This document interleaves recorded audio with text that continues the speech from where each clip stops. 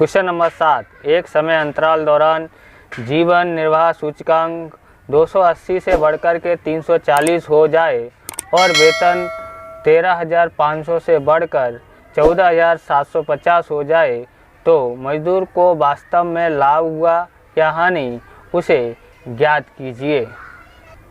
तो इसको सॉल्व करते हैं। तो सबसे पहले हम यहाँ पर लिखते हैं कि 280 सूचकांक, पहले कितना था, 280 सूचकांक था और वेतन हमारे पास 13,500 रुपये वेतन था। ओके, अब यहाँ पर हम लिखते हैं कि अगर बढ़कर के कितना हो गया, 340 हो गया, तो 340 सूचकांक हो जाए तब वेतन कितना होगा, वेतन कितना, क्वेश्चन मार्क। तो हम लोग यहाँ पर करते हैं 340 गुणा, क्रॉस गुणा करना है, 340 के साथ में 13,500 का गुणा करेंगे और बट्टे में 280 लिख देते हैं। तो हमारे पास आता है 16,392.85 इसका आंसर आ जाता है, रुपये उसको मिलना चाहिए, मिलना चाहिए।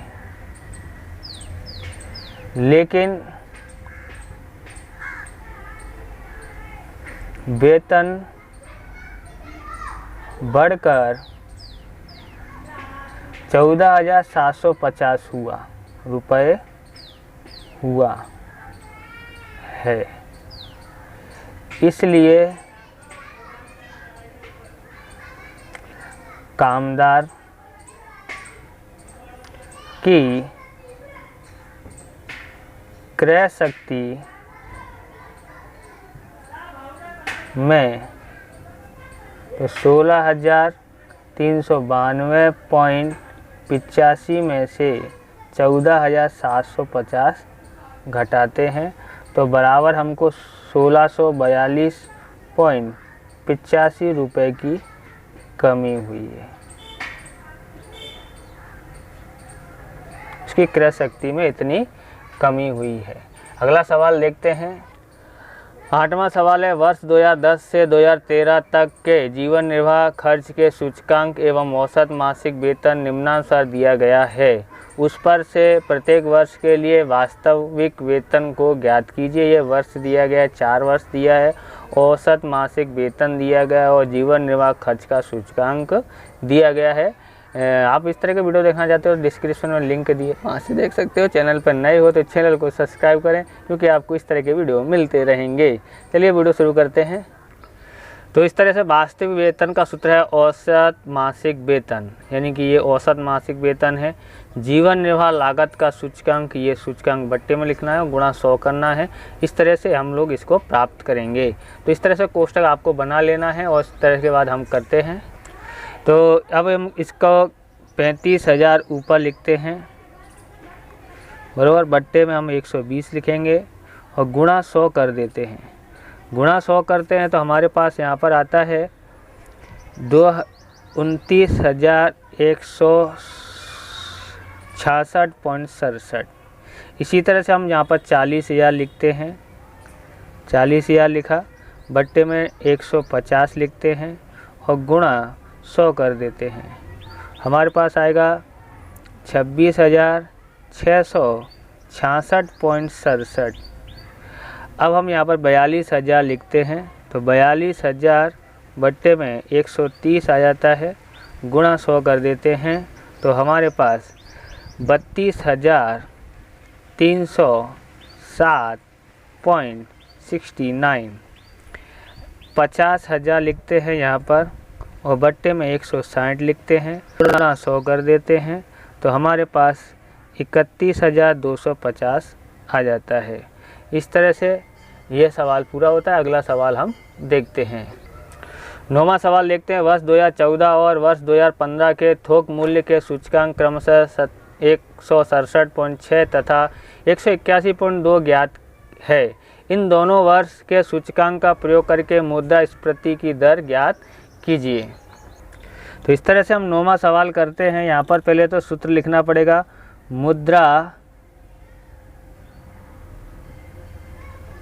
बराबर मुद्रास्फीति की दर बराबर चालू वर्ष का थोक मूल्य का सूचकांक माइनस करते हैं गत वर्ष का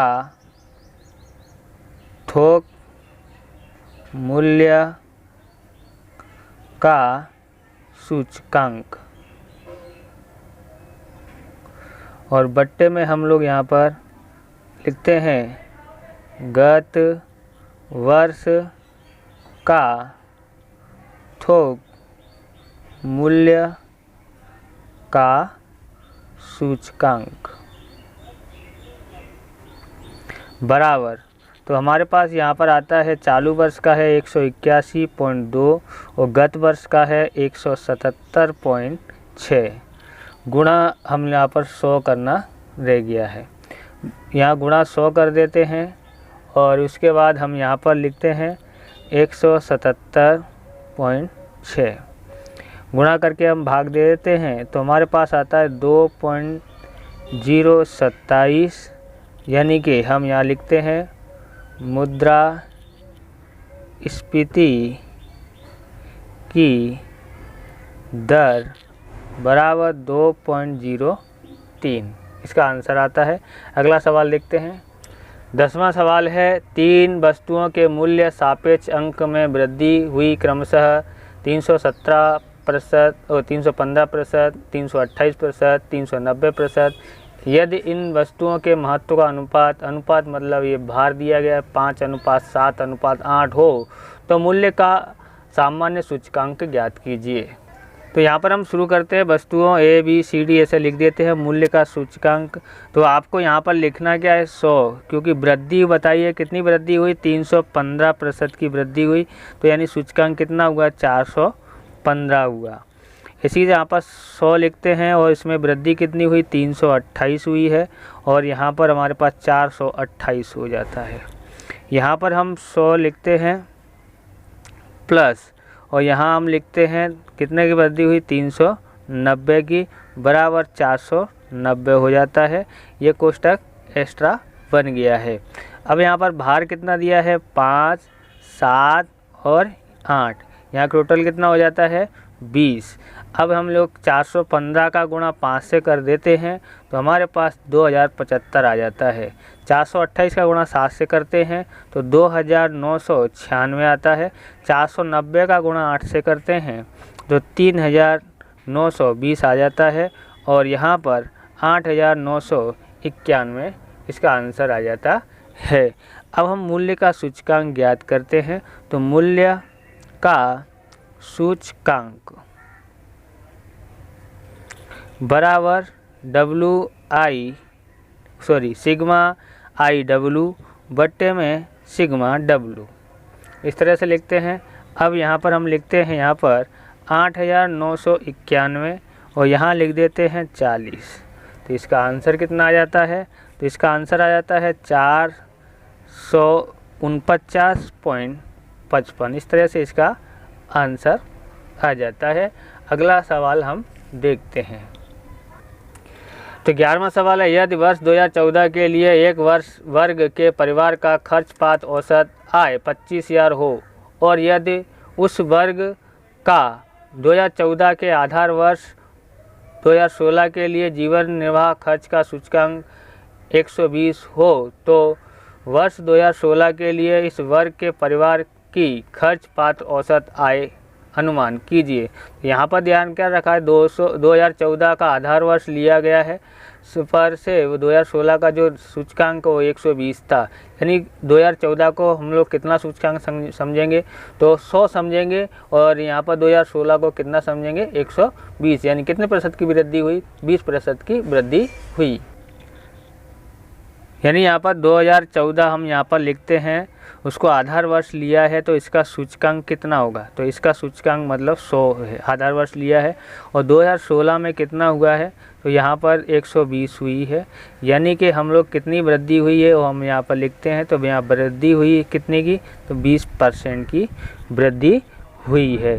तो हम चालू वर्ष में औसत पात्र मासिक आय में वृद्धि 20% कहलाएगी, इसलिए हम लोग यहाँ पर ज्ञात करते हैं औसत व्यय पात्र मासिक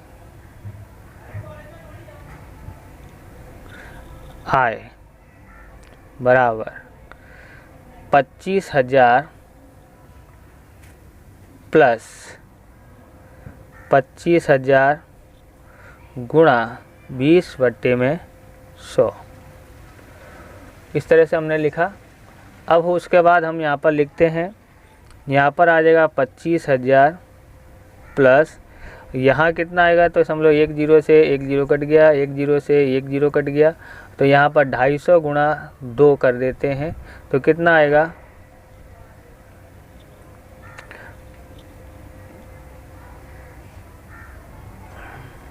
सॉरी यहाँ 25,000 लिखा था, तो कितना हो गया 2500 गुणा 2, तो कितना हो जाएगा 5,000। ओके, तो अब इसको हम जोड़ते हैं तो कितना हो जाएगा 5,000 और 25,000 30,000 हो जाता है। तो यहाँ लिखेंगे वर्ष 2016 में परिवार की औसत खर्च पात्र आय 30,000 होनी चाहिए। अगला सवाल देखते हैं। तो 12वां सवाल है, एक मजदूर वर्ष 2015 में मासिक औसत आय 16,000 थी और वर्ष 2016 में बढ़कर के 20,000 हुई, तो 2015 की तुलना में 2016 के लिए आय का सूचकांक ज्ञात कीजिए। तो हम करते हैं यहाँ पर, तो यहाँ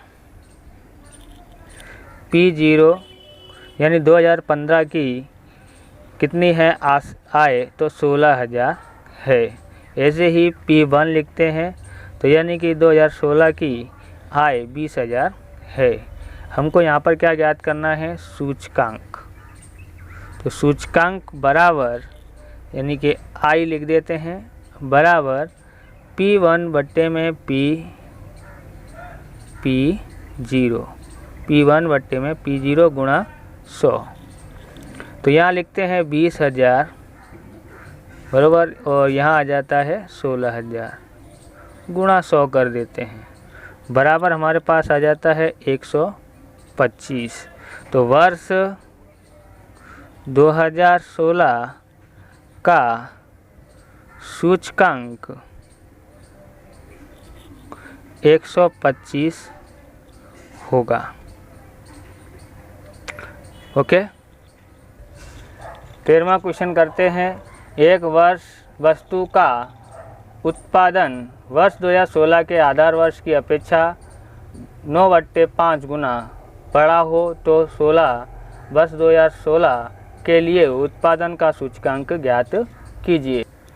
तो यहाँ पर हम करते हैं कि वर्ष 2016 का उत्पादन, तो यानी हम लोग मान लेते एक उत्पादन है, कितने गुना वृद्धि हुई है, तो 9/5 गुना वृद्धि हुई है, तो हम 5 एकन 5 और 9 जोड़ते हैं तो 14/5 आ जाता है। अब हम सूचकांक ज्ञात करते हैं, तो 2016 के वर्ष का उत्पादन सूचकांक, तो हम लोग यहाँ पर ये आया है 14/5। सूचकांक ज्ञात करना हो तो हम लोग क्या कर देते हैं, 100 का गुणा कर देते हैं, तो हमारे पास यहाँ पर 280 आ जाता है, क्योंकि इससे काटेंगे तो कितना आ जाता है 20 और 14 दूनी 28 हो जाता है। अब हम 14वां सवाल देखेंगे। तो 14वां सवाल है, यदि लास्पेयर का सूचकांक दिया है 221.5 और पासे का दिया है 200, फिशर का दिया है 222 और पासे का ज्ञात करना है। तो 14वां सवाल है हमारा। तो इसमें हम लोग को सूत्र मालूम है हमको सूचकांक का, फिशर का सूचकांक क्या है।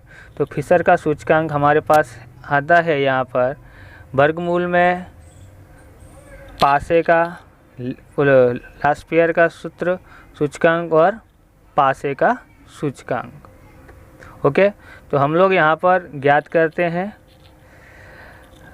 तो यहाँ पर इसका सूचकांक दिया है 222। ओके, और हम लोग यहाँ लिखते हैं तो इसका लास्पियर का दिया गया है 221.5, लेकिन पासे का दिया गया नहीं है, तो हम लोग यहाँ पर IP लिखते हैं।